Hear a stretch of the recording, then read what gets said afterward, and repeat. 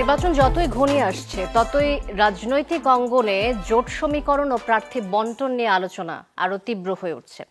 ত্রয়োদশ জাতীয় সংসদ নির্বাচনে বিএনপি 237 আসনে সম্ভাব্য প্রার্থীর নাম ঘোষণা করেছে এবং যুগপৎ আন্দোলনে অংশ নেওয়া দলগুলোর জন্য কিছু আসন তারা ফাঁকাও রেখেছে। বিএনপির নমিনেশন তালিকা থেকে বাদ পড়েছে কিছু হেভিওয়েট প্রার্থী যারা দুঃসময়ে দলের পাশে থেকেছেন।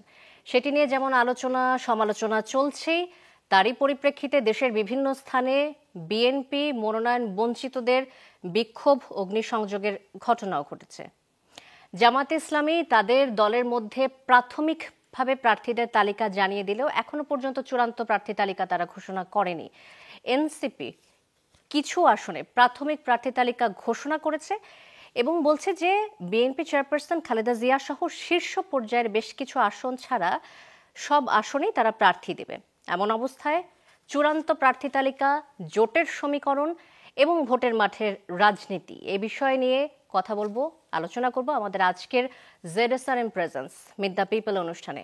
আপনাদের সাথে রয়েছে আমি শান্তা শার্লিন এবং আজ আমাদের স্টুডিওতে অতিথি হিসেবে উপস্থিত রয়েছেন ব্যারিস্টার কায়সার কামাল, আইন বিষয়ক সম্পাদক বিএনপি, নেত্রকোনা 1 আসনে বিএনপির মনোনীত প্রার্থী তিনি, এবং আমাদের সাথে স্টুডিওতে রয়েছেন শিশির মনির, আইনজীবী, সুপ্রিম কোর্ট, সুনামগঞ্জ 2 আসন থেকে জামায়াত মনোনীত প্রার্থী তিনি। এবং সেই সাথে স্টুডিওতে আমাদের সাথে আরও কিছু স্টুডেন্ট রয়েছেন যারা শিক্ষার্থীদের পক্ষ থেকে প্রতিনিধি হিসেবে এসেছেন, তাদের সাথেও আমরা কথা বলবো, তারাও আলোচনায় অংশ নেবেন। শুরুতেই আমি ব্যারিস্টার কায়সার কামাল আপনার কাছে আলোচনাটা শুরু করতে চাই। প্রথমে যে প্রশ্নটা করতে চাই সেটা হচ্ছে নির্বাচন প্রসঙ্গে আপনি সম্প্রতি একটি মন্তব্য করেছেন, আপনার মন্তব্যটি কোট করি। ফ্যাসিস্ট হাসিনা বিদায় নেওয়ার পর আমরা আশা করেছিলাম যে ভোটের জন্য আমার ভাইয়েরা রক্ত দিয়েছে তাদের সেই রক্ত বৃথা যাবে না, সেই ভোট অনুষ্ঠিত হবে। কিন্তু দুঃখের বিষয় যে বর্তমান সরকারের কর্মকাণ্ডে দেশের মানুষ সন্দিহান। আপনি সন্দেহ প্রকাশ করেছেন নির্বাচনে হবে কি না, সেটি নিয়ে শঙ্কা প্রকাশ করেছেন। আপনি নিজেও মনোনীত প্রার্থী।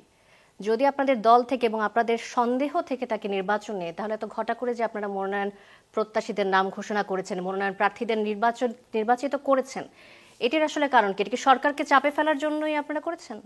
ধন্যবাদ। আমি প্রথমেই আমন্ত্রণ জানানোর জন্য ধন্যবাদ জানাচ্ছি। ইটস এ ইন্টারেক্টিভ একটা প্রোগ্রাম, খুবই চমৎকার। Thank you for inviting me.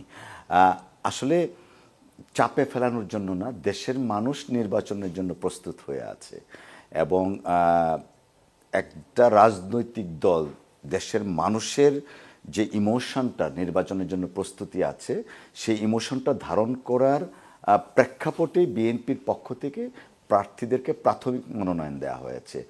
যে শঙ্কাটা, সেই শঙ্কাটা দূরীকরণের জন্য, নির্বাচনটাকে ত্বরান্বিত করার জন্যই প্রার্থী ঘোষণা দেওয়া হয়েছে, so that to show that everyone is prepared for the forthcoming election. নির্বাচন নিয়ে শঙ্কা না নির্বাচনের তারিখ নিয়ে শঙ্কা, কোনটির শঙ্কা আপনি প্রকাশ করেন? নির্বাচনের তারিখ নিয়ে শঙ্কা।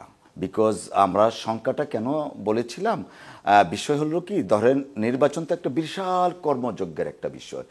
সরকারের কিছু কিছু উপদেষ্টা বা কিছু কিছু আচরণ, পার্টিকুলারলি 2-1টা নতুন ইস্যু, গণভোট, এই সমস্ত বিষয় নিয়ে দেশের মানুষ শঙ্কা করছে আসলে ওনারা নির্বাচনটা চাচ্ছেন কিনা যথাসময়ে। অর্থাৎ প্রফেসর ডক্টর ইউনূস সাহেব যে কমিটমেন্ট করেছেন জাতির সাথে ফেব্রুয়ারির প্রথমার্ধে নির্বাচন, সেই কমিটমেন্টটা উনি কতটুকু রাখবেন বা সরকার রাখার জন্য কতটুকু আন্তরিক, সেই বিষয়টা বিভিন্ন কার্যক্রমে মাঝে মধ্যে শঙ্কা দেখা দেয়।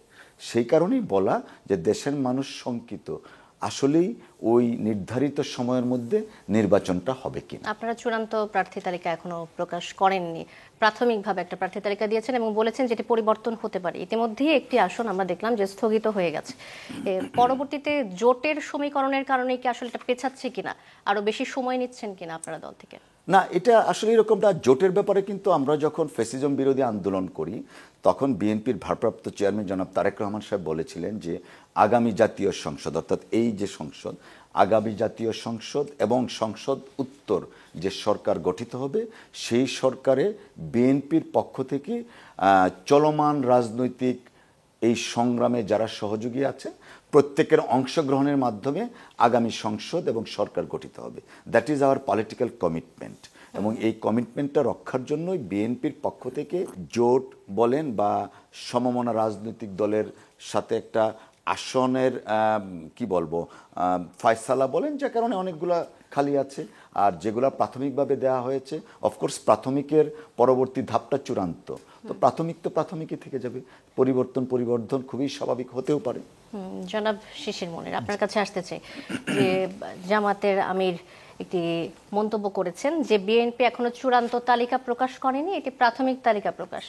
আপনারাও যে তালিকাটি প্রকাশ করেছেন বা আপনাদেরকে যাদেরকে মনোনয়ন দেওয়া হয়েছে, আপনি নিজে মনোনয়ন পেয়েছেন, সেই মনোনয়নটি আসছে ফেব্রুয়ারি মাসে, মানে অনেক আগে থেকেই আপনাদেরকে বিভিন্ন সময়ে মনোনয়ন দেওয়া হয়েছে এবং আঞ্চলিকভাবে আপনারা প্রচারণাও শুরু করেছেন।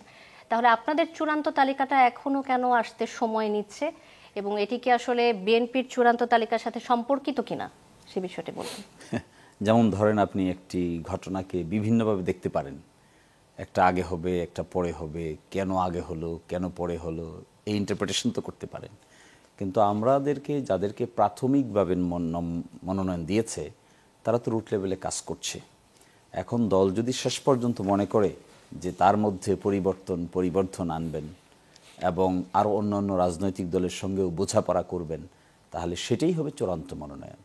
এই চূড়ান্ত মনোনয়নটা পর্যন্ত যাওয়ার জন্য বিভিন্ন দলের বিভিন্ন স্ট্র্যাটেজি থাকে।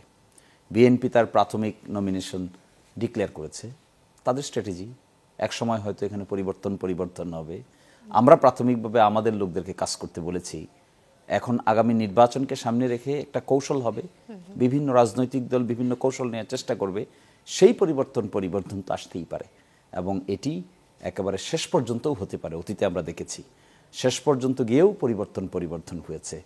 জোট যারা করেছেন কিংবা যারা সমমনা রাজনৈতিক দলগুলোর সঙ্গে সমঝোতার রাজনীতি করতে চেয়েছেন, তারা ছাড় দিয়েছেন। অনেকেই কোনো একটা আসনে ছাড় দিয়েছেন, কোনো একটা আসনে বলেছেন যে ঠিক আছে, এটা আমার প্রার্থী আছে, কিন্তু আমার প্রার্থীকে তুলে নিলাম, আপনার প্রার্থী থাকবে, আমার প্রার্থী থাকবে না। আমি মনে করি this is healthy democratic environment. 5ই আগস্টের পরে এই দেশে এই ধরনের এনভায়রনমেন্টেই মানুষ প্রত্যাশা করে। কি ধরনের পরিকল্পনার কথা ভাবছেন আপনারা জোটের ক্ষেত্রে, যদি আমি প্রশ্নটি করি? আজকে আমাদের দলের যিনি প্রধান, তিনি দেখবেন বলছেন যে আমরা সমমনা আলাপ আলোচনা চলছে। এই আলাপ আলোচনা শেষ পর্যন্ত কোথায় গিয়ে ঠেকবে তা তো আপনি এখন বলতে পারবেন না। যে সমস্ত রাজনৈতিক দলের সঙ্গে জামাতের আলোচনা হচ্ছে, তারা যদি কোনো জায়গায় মনে করে যে এই আসনগুলোতে যাদের সঙ্গে আলোচনা হচ্ছে তাদেরকে ছেড়ে দেওয়া হবে, তাহলে নিশ্চয়ই সেগুলোকে সেইভাবেই বিবেচনা করা হবে এবং তার আগে নিশ্চয়ই সকল রাজনৈতিক দল তাদের পক্ষ থেকে ক্যান্ডিডেট ঘোষণা করবে। ক্যান্ডিডেট ঘোষণা করার পরে তো আলাপ আলোচনার প্রশ্ন থাকে এবং সেই ধরনের আলাপ আলোচনা বিএনপিও করবে, জামাত ইসলামী করবে, অন্যান্য রাজনৈতিক দলও করবে। এবং আমি মনে করি এই কম্পিটিশন যা শুরু হচ্ছে এখন, যেদিকে আমরা সবাই মিলে ধাবিত হচ্ছি, ভোটের ট্রেনের দিকে ধাবিত হচ্ছি, এটা this is very positive and this is very hopeful for the nation. এবং nation is awaiting for a quite a long period of time for a free, fair and credible election. এই এনভায়রনমেন্ট বাংলাদেশে হতে যাচ্ছে, এটাই হলো সবচাইতে খুশির খবর। আপনি বিএনপি প্রসঙ্গে একটি মন্তব্য করেছেন যে তাদের মধ্যে আমিত্ব চলে আসছে, তো এই আমিত্বর বিষয়টিকে আপনি কিভাবে ব্যাখ্যা করবেন? এটা আমি বলেছিলাম জুলাই চার্টারের প্রেক্ষাপটে যে 47টি সাংবিধানিক সংস্কার প্রক্রিয়ার কথা বলা হয়েছে, তার মধ্যে 15টিতে বিএনপির পক্ষ থেকে ডিসেন্টিং দিয়েছে, জামাত ইসলামীর পক্ষ থেকে 4টিতে ডিসেন্টিং দিয়েছে, এনসিপির পক্ষ থেকে 1টিতে ডিসেন্টিং দিয়েছে। এই প্রেক্ষাপটটাতে যখন ঐকমত্য কমিশন রেকমেন্ডেশন পাস করলেন যে এই চার্টারে উল্লেখিত সাংবিধানিক সংস্কারগুলো কিভাবে বাস্তবায়িত হবে, তারা একটা রোডম্যাপ দিলেন যে একটা আদেশ জারি হবে, এই আদেশ জারির মাধ্যমে গণভোটের আয়োজন হবে, এটি মানুষ যদি অ্যাকসেপ্ট করে তাহলে সংবিধান সংস্কার সভায় এটি অ্যাকসেপ্টেড হবে। এই ক্ষেত্রে ডিসেন্টিং হয়েছিল যে সমস্ত দল, বিএনপি আরও অনেক ছোট ছোট দলও দিয়েছেন, আমরাও দিয়েছি, এনসিপিও দিয়েছে, ওই আদেশের মধ্যে ওই ডিসেন্টিং পার্টটুকু তারা তুলে দিয়েছেন জনগণের কাছে পাঠানোর সময়। কিন্তু জুলাই চার্টারের মেইন যে চার্টার, সেখানে ডিসেন্টিং কে দিয়েছে, অর্থাৎ কোন জায়গায় কে দ্বিমত পোষণ করেছে, এটি উল্লেখ আছে, কিন্তু গণভোটের প্রশ্নে এটি উল্লেখ নাই। এটাকে কেন্দ্র করে দেখবেন একটা ধোঁয়াটে পরিবেশ তৈরি হয়েছে, একটা পাল্টা কথা তৈরি হয়েছে, বিভিন্ন পিঞ্চিং মন্তব্য হয়েছে। এইটাকে কেন্দ্র করে আমি বলেছি যে এই ক্ষেত্রে বিএনপির উচিত, জামাত ইসলামের উচিত সকলেরই উচিত এটাকে কম্প্রোমাইজিং টেন্ডেন্সিতে নেওয়া।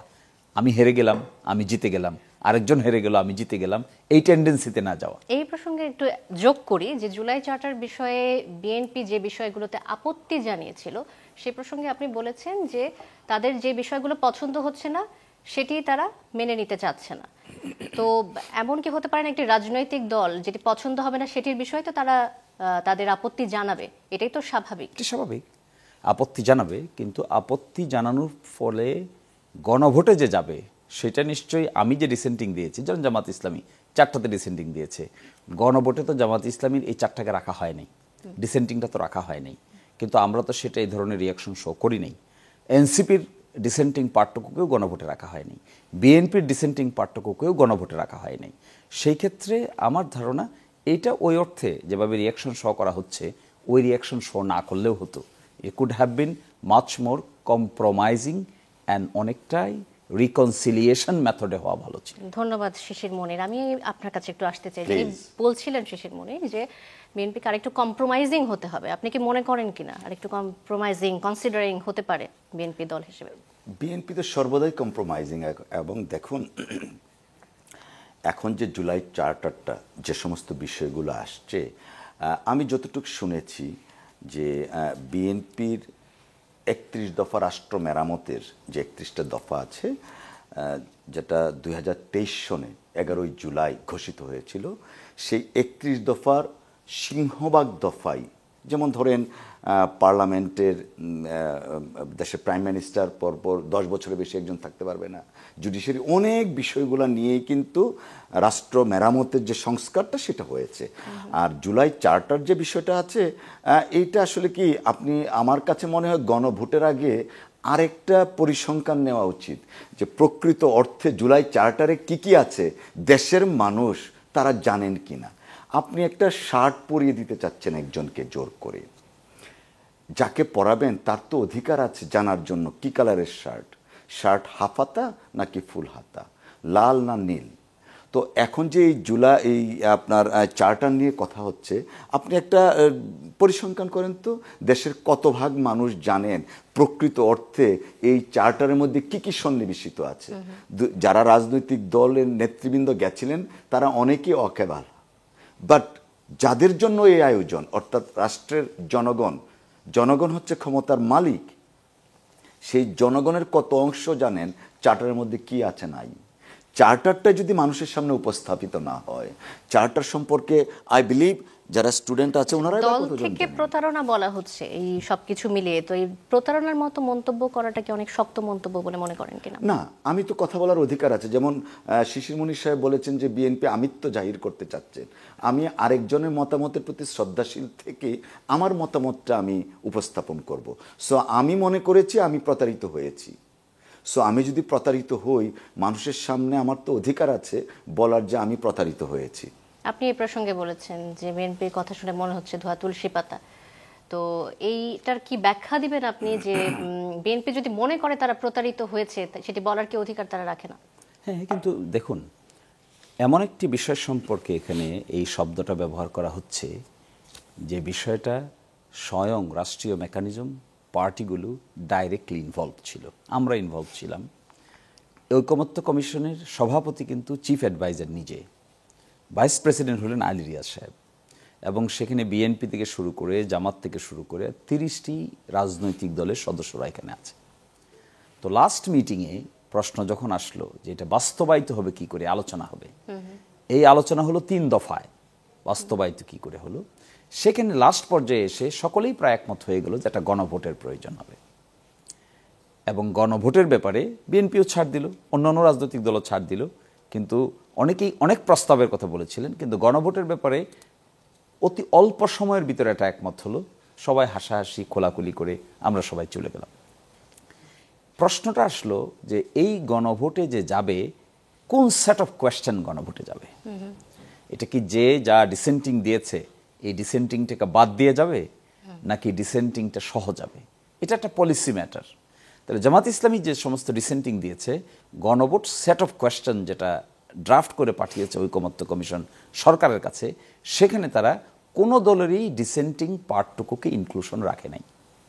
এটা এমন না যে একজনেরটা রেখেছেন, আরেকজনেরটা ফেলে দিয়েছেন, আরেকজনেরটা ইমপ্রুভ করেছেন, আরেকজনেরটা ডিসএগ্রি করেছেন, এরকম না। পলিসিগত ডিসিশন নিছেন যে জনগণের কাছে যখন জিজ্ঞাসা করবেন তখন কোন দল এটার সঙ্গে দ্বিমত পোষণ করলো, এই প্রশ্নটা তো জনগণকে জিজ্ঞাসা করা যাবে না। জনগণ এই সমস্ত বিষয়ে হ্যাঁ বা না বলবে, এটা তো জনগণের রাইট আছে, হ্যাঁ বলা অথবা না বল। জামাত ইসলামী 4টা বিষয়ে ডিসেন্টিং দিয়েছে, এই ডিসেন্টিং দেওয়া সত্ত্বেও তো জনগণ না বলতে পারে, সত্ত্বেও তো জনগণ হ্যাঁ বলতে পারে। তা যদি হয়ে থাকে তাহলে আমরা ডিসেন্টিং দিয়েছি, এটা দিয়ে তো আর গণভোট হয় না। অতীতে গণভোট হয়েছিল বাংলাদেশে, সবচাইতে ট্রান্সপারেন্ট গণভোট হয়েছিল শহীদ প্রেসিডেন্ট জিয়াউর রহমানের সময়। তিনিও এই প্রশ্নেই গণভোট করেছিলেন যে রাষ্ট্রপতি জিয়াউর রহমান কর্তৃক গৃহীত সকল নীতি পদ্ধতির ক্ষেত্রে আপনি একমত কিনা। 88% জনগণ তার পক্ষে ভোট দিয়েছিলেন, হ্যাঁ একমত। সেখানেও তো নীতি এবং পদ্ধতি কি, প্রতিটা নীতি পদ্ধতি কি জনগণকে বলা সম্ভব? অনেক নীতি পদ্ধতি।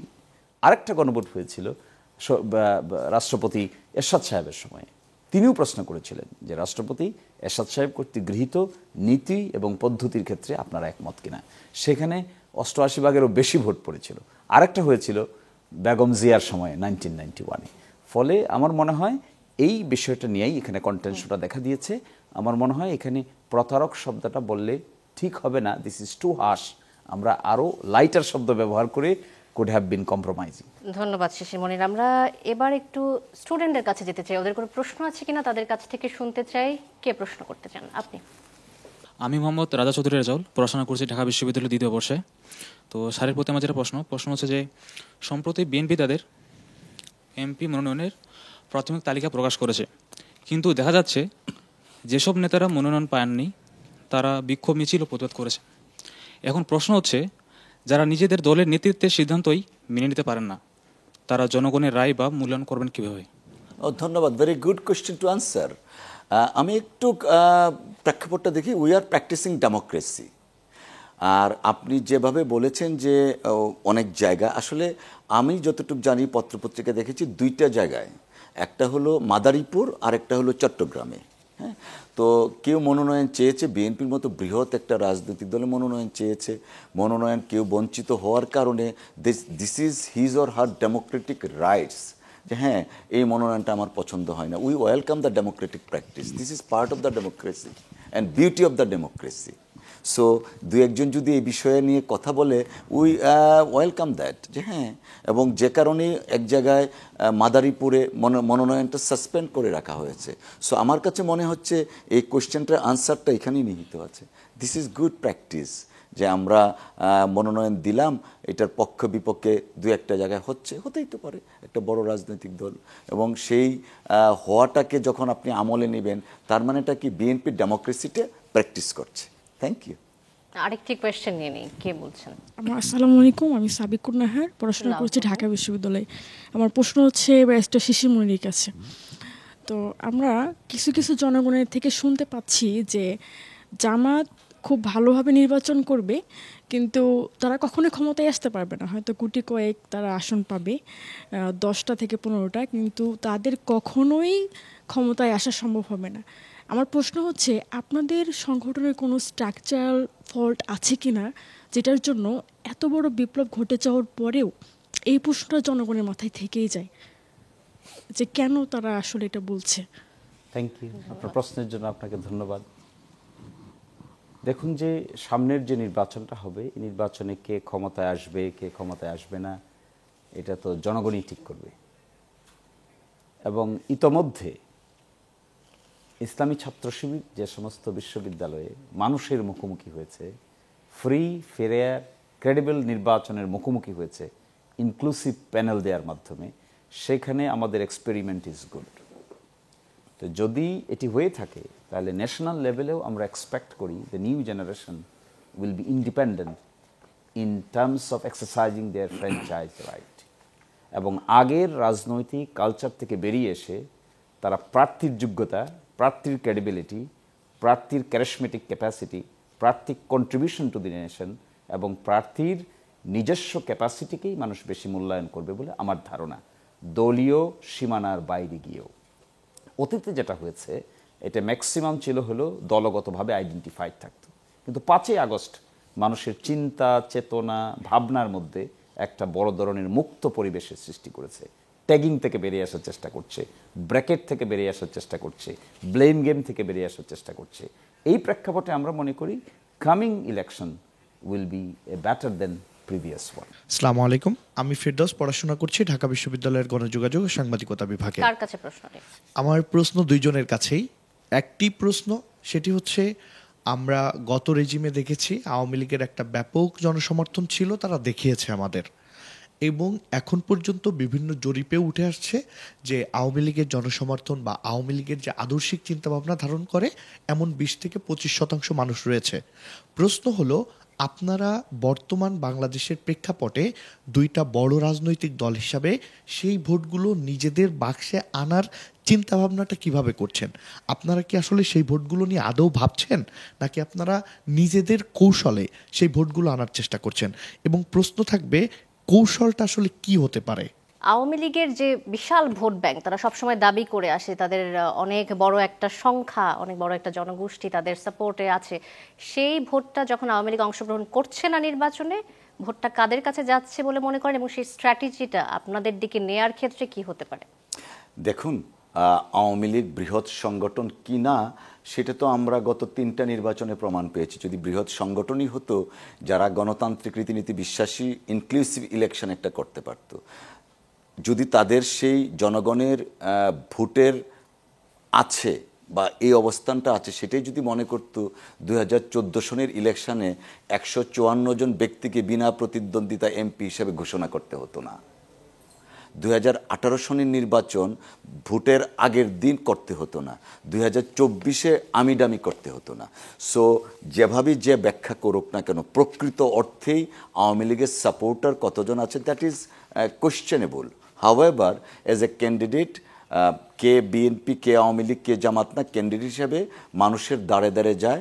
এবং আমার পার্টি থেকে যখন আমি মনোনয়ন পেয়েছি, আমি আমার পার্টির যে আইডিওলজি আছে, আমার নির্বাচনী ম্যানিফেস্টোতে যা আছে, সেইটাকে সামনে নিয়ে আমি ভোট চাইব সবার কাছে। যারা ভোট দিবেন ওয়েলকাম। আর অফকোর্স সেখানে ভোটারদের কাছে তো আমার যেতে হবে। কে আওয়ামী লীগ, কে বিএনপি, কে জামাত, প্রত্যেকটা ভোটারকেই আমরা অ্যাড্রেস করতে চাই। জনাব কায়সার কামাল, আমি আপনার কথার প্রসঙ্গ ধরে একটু বলি যে ফ্যাসিস্ট সরকার নিয়ে জনগণের মধ্যে আপত্তি ছিল, তারা সেই সরকারকে সরিয়ে দিতে চেয়েছে সব সময়, তারা চেয়েছে ফেয়ার ইলেকশন।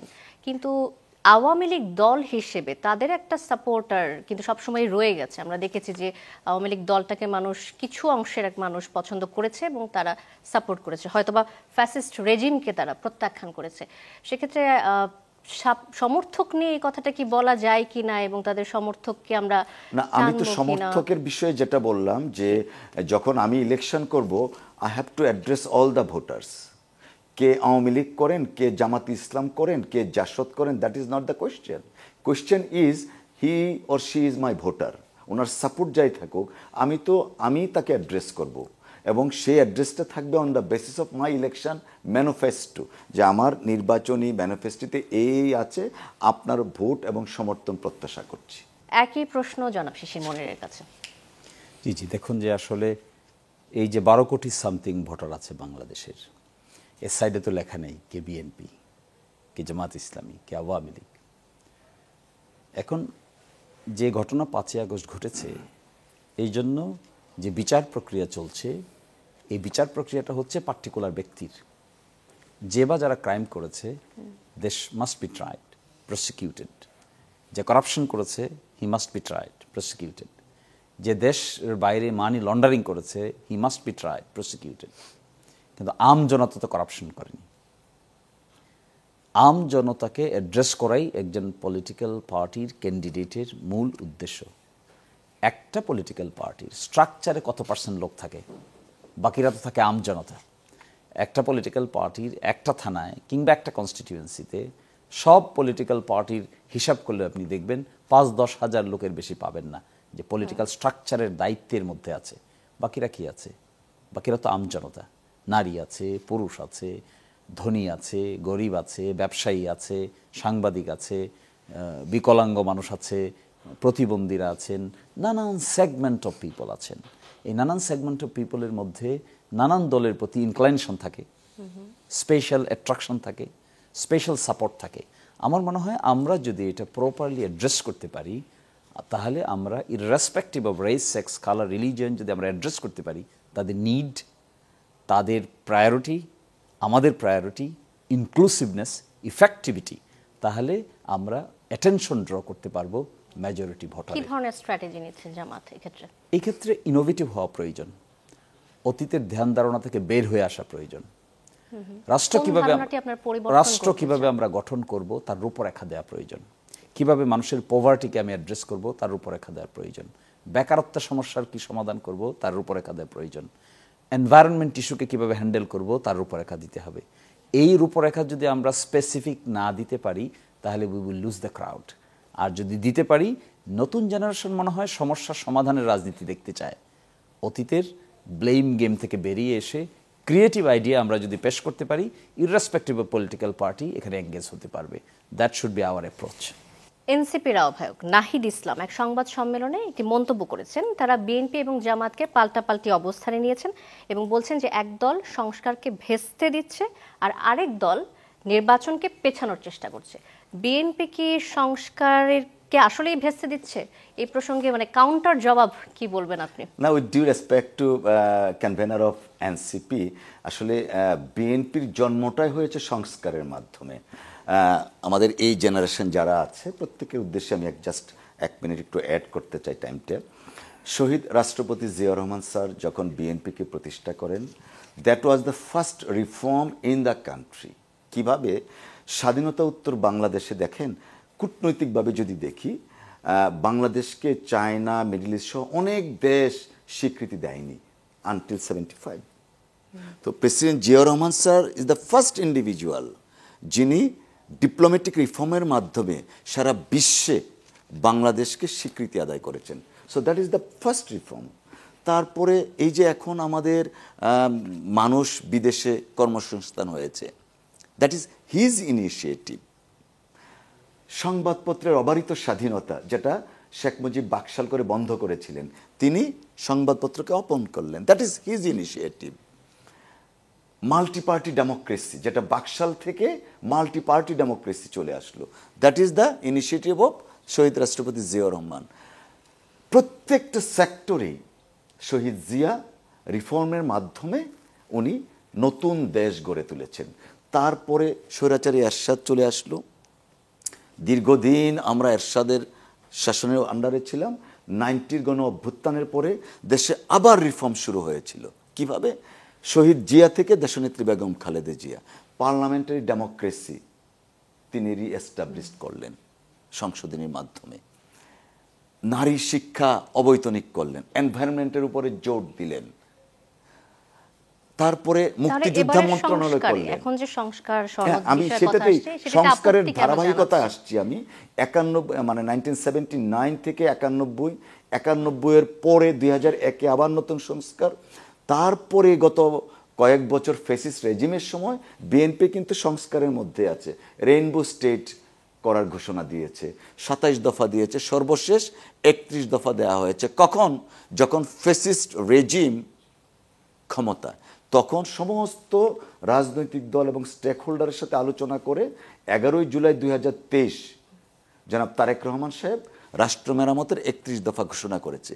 এখন যদি কেউ বলে বিএনপি সংস্কার চায় না, উইথ ডিউ রেসপেক্ট, আমি এই জন্য ইতিহাসটা বললাম, মানুষ বিচার করবে বিএনপি সংস্কার চাচ্ছে কি চাচ্ছে না। ধন্যবাদ। জনাব শিশির মনির, এই মন্তব্যের প্রেক্ষিতে আপনি কিছু বলতে চান কিনা? এবং সেই সাথে নাহিদ ইসলাম যেটা বলেছেন যে জামাত কি নির্বাচন পেছাতে চায়, এ প্রসঙ্গে কি বলবেন? মন্তব্যের প্রেক্ষিতে আমি বলছি যে হ্যাঁ, এই কথা ঠিক।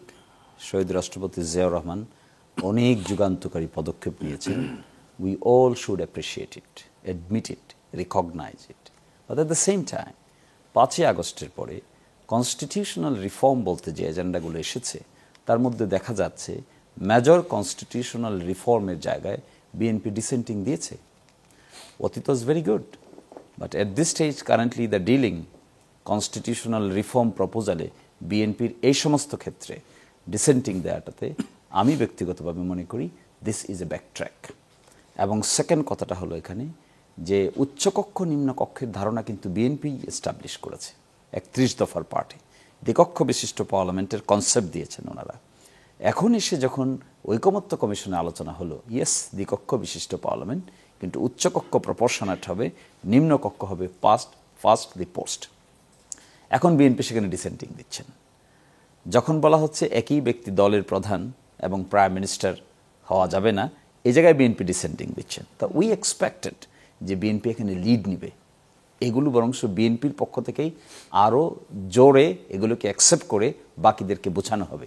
কিন্তু আমার কাছে মনে হয়েছে the in approach in the ঐকমত্য commission in certain aspect is not good, certain aspect is good. আর যেটি বলেছেন যে আমরা নির্বাচন পেছাতে চাই, no, never ever we will argue to defer the election, never. আমরা যেটা আর্গু করেছি সেটা হলো এই সংস্কার প্রপোজালটাকে ইমপ্লিমেন্টেশন। কেউ কেউ মনে করছেন সংস্কার প্রপোজালটাকে ইমপ্লিমেন্টেশন করার যে আর্গুমেন্ট আমরা করছি এটাই আলটিমেটলি নির্বাচন পিছানোর একটা পায়াতারা করা হচ্ছে। This is their logic. কিন্তু আমি এখনও বলছি আপনাকে, I am reiterating in front of the students and the guest যেটা আমরা ডিসেম্বর মাসে আমরা তফসিল চাই, ফেব্রুয়ারি মাসে যথাসময়ে আমরা নির্বাচন। ছোট্ট করে জানতে চাই, গণভোট নভেম্বরেই হতে হবে কেন? একটু ছোট করে যদি বলেন যে এটি আসলে কি এমন ইম্প্যাক্ট ফেলবে? দেখেন, যে প্রেক্ষাপটে গণভোটের ডিসিশন হয়েছে, বর্তমান সংবিধানে কিন্তু গণভোটের কোনো বিধান নাই। নর্মাল গণভোট হলো যদি আপনি পার্লামেন্টে একটা সাংবিধানিক বিধান পাশ করবেন টোটাল মেজরিটিতে, তারপরে আপনি গণভোটে পাঠাবেন। গণভোটে হা হয়ে আসলে পরে রাষ্ট্রপতির সম্মতি গ্রহণ করবেন। এটা হলো নর্মাল। বাকি দলগুলো কিন্তু চলে এসেছে সমঝোতায় যে নির্বাচনের দিন হলেও সমস্যা নেই। আমি বলছি এটা হলো নর্মাল গণভোটের বিধান। রাজি হচ্ছে আর না। এখনকার যে প্রেক্ষাপটে গণভোট করার কথা বলা হচ্ছে এটি হলো একটি স্পেশাল সার্কামস্টেন্সেসে চার্টারে উল্লেখিত সরকার কর্তৃক প্রপোজড করা অর্ডারে উল্লেখিত বিষয়ে হা অথবা না নিতে হবে। কারণ কি জানেন, আগে কেন বলা হচ্ছে? বলা হচ্ছে দ্বিকক্ষ বিশিষ্ট পার্লামেন্ট হবে। দ্বিকক্ষ বিশিষ্ট পার্লামেন্ট কি এখন আছে? নাই। তাহলে গণভোটের পিপল যদি না বলে তাহলে হবে? হবে না। পিপল যদি হা বলে হবে। এটা আপনি আগে করলে দ্বিকক্ষ বিশিষ্ট পার্লামেন্ট প্রপোজ করবেন, এটা ভালো হবে? নাকি যেদিন আপনি নির্বাচন করবেন এদিনই দ্বিকক্ষ বিশিষ্ট পার্লামেন্ট ডিসিশন নেবেন? তাহলে মানুষ উচ্চকক্ষের ভোট দেবে কি করে? আচ্ছা, আমরা এই জটিলতা এড়ানোর জন্য আগে বলেছি এটা কোনো নির্বাচন পেছানোর কথা না, এটা হলো ইফেক্টিভ করার জন্য। ধন্যবাদ। আমরা স্টুডেন্টদের কাছে প্রশ্নে যাব। ছোট্ট করে আপনার কাছে এটার একটু মন্তব্যটা শুনতে চাই।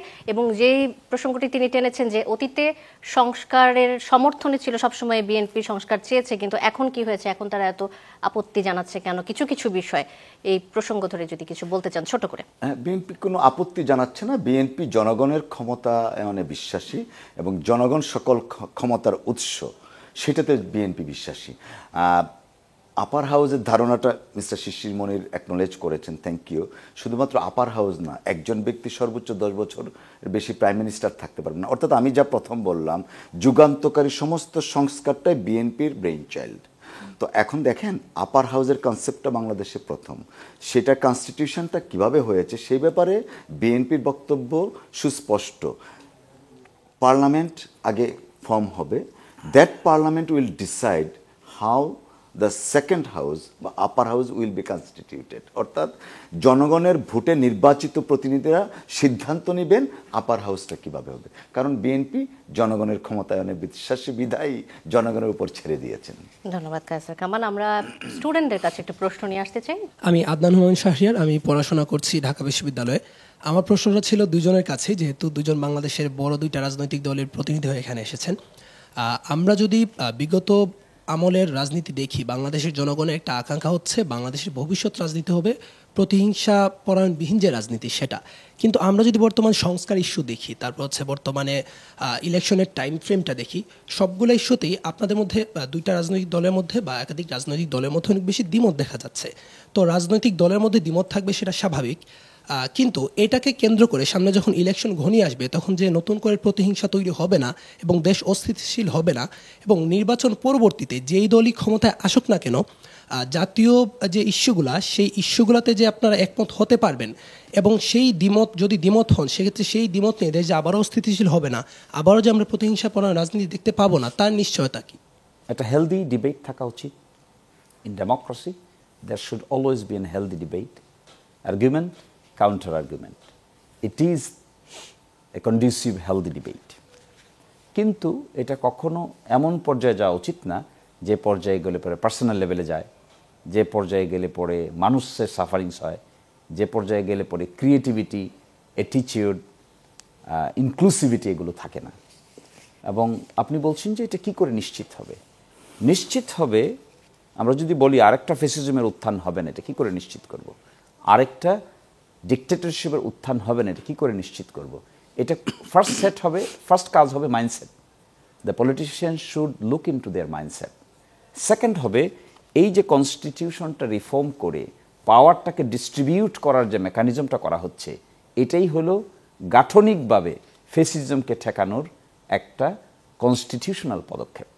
এই জন্যই ঐকমত্য কমিশনে যে আলোচনা হয়েছিল যে ঠিক আছে আমরা এখন ভালো আছি, আমরা আর্গিউ করছি, ইন ফিউচারে এটা রিইটারেট হবে না, এটা আবার রিইনস্টেটেড হবে না, who will give the guarantee? Then the question comes, যে সমস্ত কারণে পাওয়ার কনসেন্ট্রেশন হয়, এক জায়গায় আসে, এটাকে আমরা ডিসেন্ট্রালাইজ করি, পাওয়ারটাকে এক জায়গায় না রাখি, পাওয়ারটাকে বরঞ্চ ডিফারেন্ট ইনস্টিটিউশনস, ডিফারেন্ট ব্যক্তিত্বের কাছে আমরা ডিভাইড করে দেই, যেন একজন পাওয়ার এক্সারসাইজ করতে চাইলে আরেকজনের চেক দিতে পারে, আরেকজনের ব্যালেন্স দিতে পারে। That was the primary purpose of the reform. তো আমার ধারণা ফার্স্ট হলো mindset, we must lesson from the facts what happen. এতে যদি আমাদের লেসন না হয় তাহলে তো consequence will be the same. আর সেকেন্ড হলো এই পাওয়ার ডিস্ট্রিবিউশনটাতে আমাদের সকলের এগ্রি করে নিলে আমার ধারণা নেক্সট ফেসিজম বা ডিক্টেটরিয়াল টেন্ডেন্সি আসতে অনেকটা বাধার ক্রিয়েট হবে প্রাতিষ্ঠানিকভাবে, আর বাকিটা তো জনগণ আছে। ধন্যবাদ জনাব শিশির মনির। ব্যারিস্টার কায়সার কামাল, আপনার কাছে আসতে চাই যে প্রতিহিংসামূলক রাজনীতি থেকে আমরা বেরিয়ে আসতে পারবো কিনা? এই যে প্রতিহিংসার রাজনীতির সবচেয়ে বড় ভিকটিম বিএনপি। আজকের যিনি চেয়ারপারসন দেশনেত্রী বেগম খালেদা জিয়া ৬বার মৃত্যুর হাত থেকে ফিরে এসেছেন মহান আল্লাহ রাব্বুল আলামিনের অশেষ কৃপায়। আমরা আইনজীবী হিসাবে, রাজনৈতিক দল হিসাবে বারবার সরকারের কাছে আবেদন জানিয়েছি বিদেশ প্রেরণের জন্য, চিকিৎসার জন্য, করে নাই। জনাব তারেক রহমান সাহেব প্রতিহিংসার শিকার হয়ে তিনি ফিজিক্যালি টর্চার্ড হয়েছেন। শেখ হাসিনা ওয়াজেদ প্রকাশ্যে জনসভায় বলেছে সাহস থাকলে আয়। তো এই যে প্রতিহিংসার রাজনীতির শিকার কিন্তু বিএনপি এবং জামাত উভয়ই, অস্বীকার করার কোনো উপায় নেই। যে কারণে আমরা যেহেতু ভিকটিম প্রতিহিংসার, of course we learn hour lesson. নিশ্চয়ই এই প্রজন্ম সেটা প্রত্যাশা করে না কোনো রাজনৈতিক দল থেকে আবারও সেই একটা রিভেঞ্জ পলিটিক্যাল সিচুয়েশন বাংলাদেশে হোক, আমরা প্রত্যাশা করি না। And we won't be part of that revenge politics. Agreement ডিসএগ্রিমেন্টের কথা বলেছেন, this is the beauty of democracy. Of course আপনি একটা বলবেন, আপনার সাথে আমার এগ্রি হতে পারে, ডিসএগ্রি হতে পারে। আমি যদি ডিসএগ্রি করি, I have every rights to express my disagreement. That is the beauty of democracy. I believe দেশের মানুষ, পার্টিকুলারলি দ্য ইয়াং জেনারেশনস, মানুষকে পরিবর্তন করেছে। আজকে দেখেন, ওই যে আমি যখন আসছিলাম দেখছিলাম যে নিউ ইয়র্ক সিটির গভর্নর যিনি পরাজিত হয়েছেন তিনি ওয়েলকাম করছেন বামদানিকে।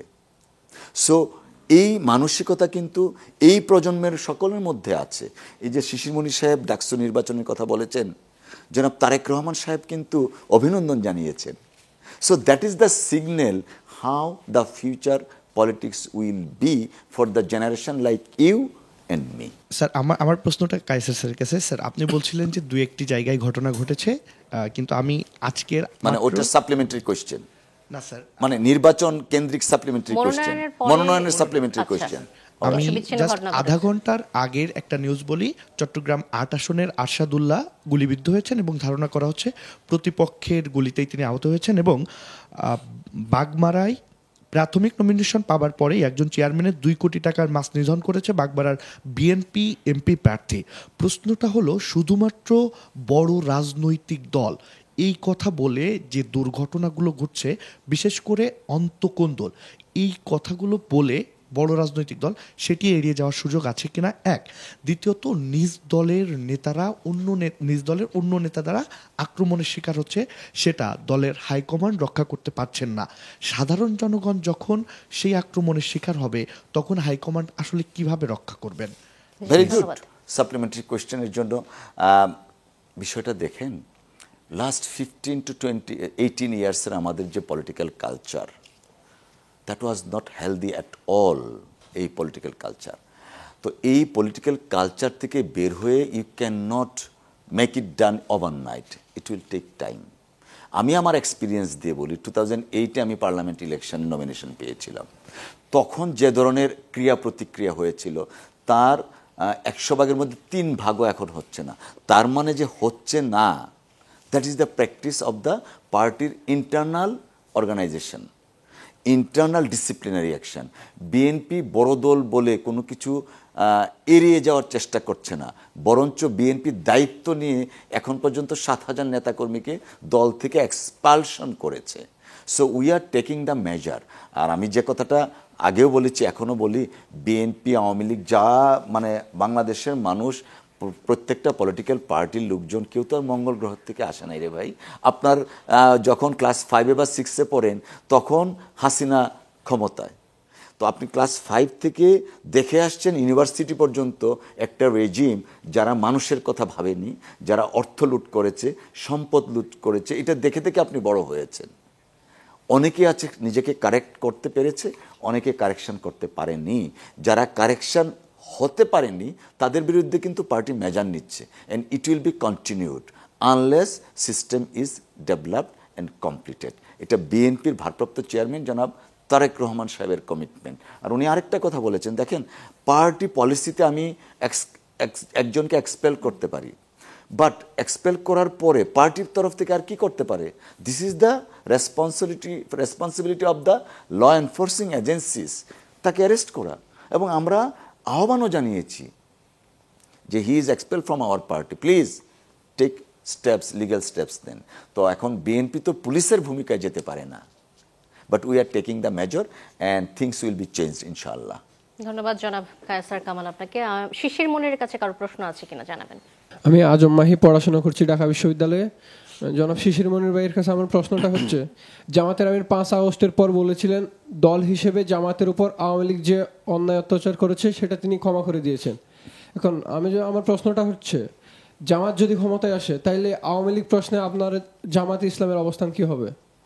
দেখুন, আরেকটা কথাও কিন্তু বলেছেন তারপরে, সেটা মনে হয় আপনি মানে স্কিপ করে গেছেন। সেটা ছিল যে পার্টিকুলার যারা অপরাধ করেছে, পার্টিকুলার অপরাধের সঙ্গে সংশ্লিষ্ট, এটা আইন আদালত অনুযায়ী বিচার হবে। বিচার কিন্তু কোনো দল কিংবা ব্যক্তি হাতে তুলে দিতে পারবে না, কারণ trial, investigation and implementation of the trial, it is a lawful measure আছে। এই লফুল মেজারটা কোনো দল, কোনো ব্যক্তি, কোনো গোষ্ঠীর হাতে তুলে নেওয়া ঠিক হবে না। ক্রাইম এগেনস্ট হিউম্যানিটি যা করেছে তার বিচারের জন্য আন্তর্জাতিক অপরাধ ট্রাইব্যুনাল আছে।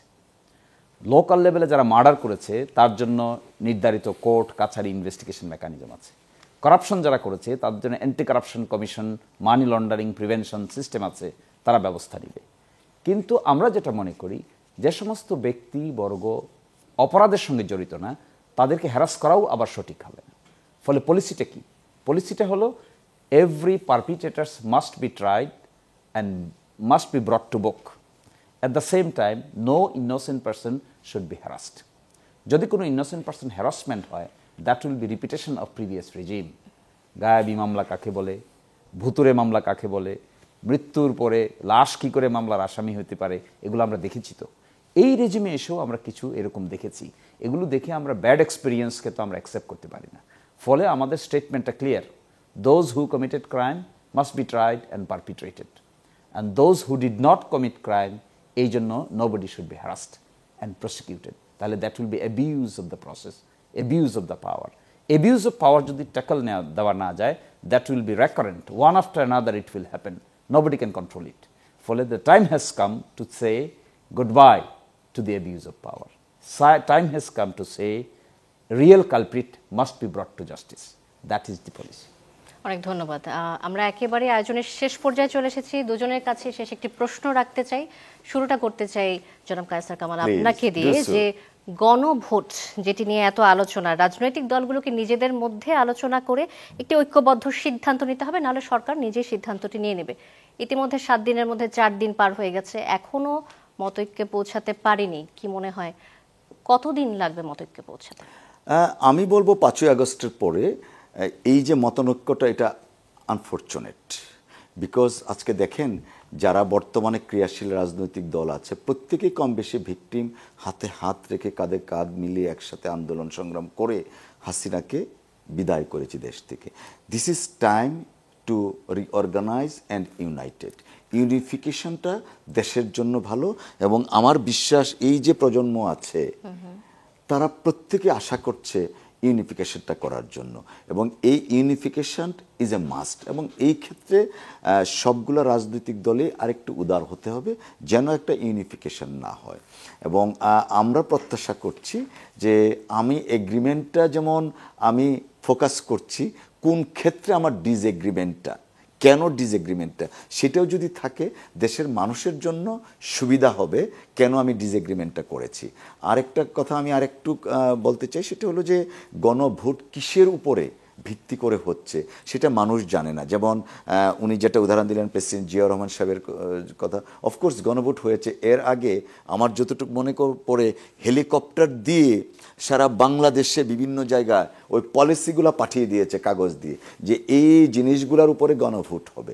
সো এখন পর্যন্ত কিন্তু আমি জানি না আপনারা জানেন কিনা যে কিসের উপর ভিত্তি করে গণভোটটা হচ্ছে।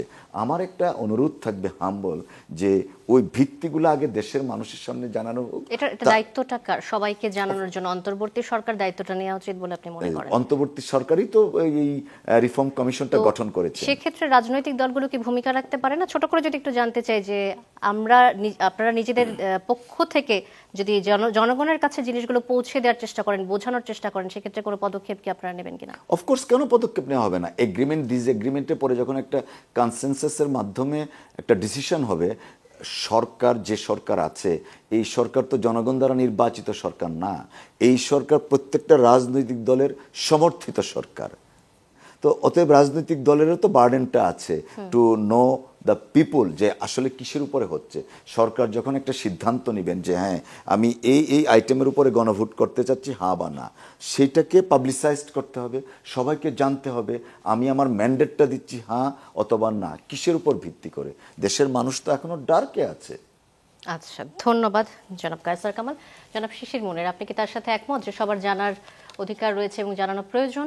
অফকোর্স, সবার জানার অধিকার রয়েছে, সবাইকে জানানো প্রয়োজন, এবং আমার ধারণা সরকারই ডিসিশন নেক আর আমরাই একমত হই না কেন, যখন আগামী নির্বাচন যেটা গণভোট হবে সেই গণভোটের ক্ষেত্রে সকলেই ঐক্যবদ্ধ প্রচেষ্টা নেবে, এবং সেটা বাংলাদেশের টেলিভিশন, বাংলাদেশের মিডিয়া, সকল পলিটিক্যাল পার্টি, গভর্নমেন্ট একযোগে সেটার পক্ষ অবলম্বন করবে বলে আমি মনে করি। একটা মন্তব্য করতে চাই আমার ওই ভাইয়ের আগের মন্তব্যের প্রশ্নে, যে নমিনেশন নিয়ে যে দলগত বিশৃঙ্খলা যেটি দেখা যাচ্ছে, আমি মনে করি বিএনপি শুড রিকগনাইজ ইট। এটা সত্যি, বিএনপি মোর দেন 700 পিপলকে বহিষ্কার করেছে, 7,000 পিপলকে বহিষ্কার করেছে। তো এটা একটা হিউজ অ্যামাউন্ট, কিন্তু বহিষ্কার করছেন তারপরেও বিরত হচ্ছেন না, বহিষ্কার করছেন, they are taking steps, but steps is not being prove effective. ফলে আমার মনে হয় এখানে বিকল্প আরও পদক্ষেপ নেওয়া প্রয়োজন। This is my humble request. It's a good initiative বলে মনে করেন? It's a good initiative. They are taking disciplinary action. But disciplinary action তো আপনাকে 5টা 10টা নিয়ে যাওয়ার পরে ডিসিপ্লিন বাকিরা মেনে নেওয়ার কথা। But however, disciplinary action is been taken even if the people are violating the discipline. So we have to review our policy যে disciplinary action নেওয়ার পরেও কার্যকর হচ্ছে না কেন। আমার এখন মনে পড়ছে শহীদ প্রেসিডেন্ট জিয়াউর রহমানের একটা উক্তি আছে যে I will make difficult politics for the politician. সময় মনে হয় এসেছে পলিটিক্যাল অ্যাক্টিভিস্টদের প্রপার ট্রেনিং মেকানিজম থাকা প্রয়োজন, হাউ টু মেনটেন ডিসিপ্লিন। এটি আমাদের ভবিষ্যৎ দেশ গঠনের ক্ষেত্রে যেই দেশ চালাক কেন, বিএনপিই চালাক, বিএনপি জোটেই চালাক, জামাতেই চালাক, ঐক্যমত্যে সরকারই হোক কিংবা একটা সকলে মিলে গভর্নমেন্টেই হোক না কেন, এই ছোট ছোট বিষয়গুলো একদিন বড় হয়ে দাঁড়াবে, মিসট্রাস্ট হবে। এই ক্ষেত্রে political activist and leaders should be given proper training so that they can act disciplining with their own understanding, যেন একটা বেটার বাংলাদেশ উপহার দেওয়া যায়। That would be good policy. ধন্যবাদ জনাব শিশির মুনির আমাদের অনুষ্ঠানে উপস্থিত হবার জন্য, এবং ধন্যবাদ ব্যারিস্টার কায়সার কামাল আপনাকেও আমাদের স্টুডিওতে আসার জন্য। এবং স্টুডেন্ট যারা রয়েছেন সবাই উপস্থিত রয়েছেন, সবাইকে অসংখ্য ধন্যবাদ। আমাদের আয়োজনটি আমাদের শেষ করতে হচ্ছে আজকে। ZSRM presence with the people আজ এখানেই শেষ হচ্ছে। অনেক ধন্যবাদ এতক্ষণ সাথে থাকার জন্য।